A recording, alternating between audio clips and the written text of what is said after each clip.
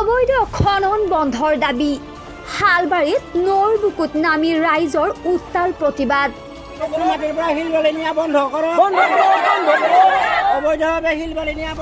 বাক্সাৰ হালবাৰীত নৈৰ বুকুৰ একাঠু পানীত নামি ৰাইজৰ উত্তাল প্ৰতিবাদ কুম্ভীৰা নদীত অবৈধ খনন বন্ধৰ দাবীত ৰাইজে সাব্যস্ত কৰে এই প্ৰতিবাদ উল্লেখ্য যে হালবাৰীৰ কুম্ভীৰা নদীত একাংশ অসাধু ব্যৱসায়ীয়ে চৰকাৰ তথা বিভাগীয় কৰ্তৃপক্ষৰ ফালৰ পৰা কোনো ধৰণৰ অনুমতি নোলোৱাকৈ দিনে নিশাই জেচিবি ককলেন ব্যৱহাৰ কৰি শিল বান্ধি খান্দি উলিয়াই সেয়া ডাম্পাৰ অথবা ট্ৰেক্টৰ আদিৰে বিভিন্ন ঠাইলৈ লৈ যায়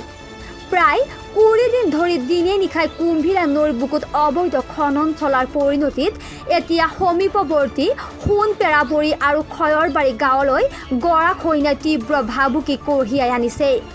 যাৰ বাবে অতিষ্ঠ হৈ অঞ্চলটোৰ পুৰুষ মহিলা বহু ৰাইজ ওলাই আহি নৈৰ বুকুত অবৈধ খনন কাৰ্য বন্ধ কৰাৰ দাবীত কুম্ভীৰা নৈৰ একাঠু পানীত নামি বিভিন্ন শ্লোগানেৰে উত্তাল প্ৰতিবাদ সাব্যস্ত কৰে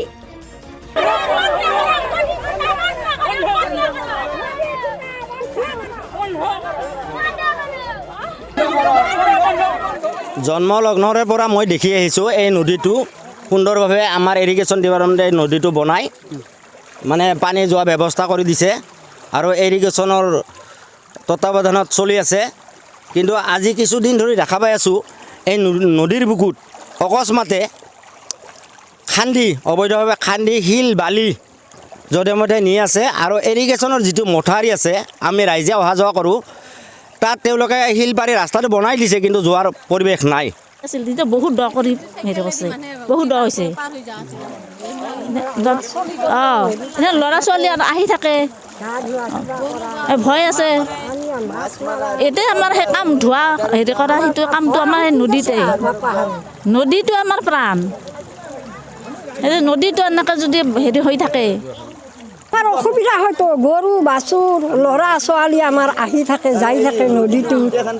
উল্টা খান্দা হৈ যাব আৰু আমাৰ সিমুখে যদি মাটি বিটি নষ্ট হৈ যাব নহয় না শিল বালা তুলি নিলি গতিকে আমি এতিয়া থাকিম ক'ত এইহে আমাৰ আপোনাৰ হাকাৰ ক'লো আৰু বাপা হাৰে এখনি আৰু কাম কি কাম বন্ধ কৰিব কৈছোঁ আৰু আমি অনুৰোধ জনাইছোঁ আৰু সোনকালে বন্ধ কৰিব লাগে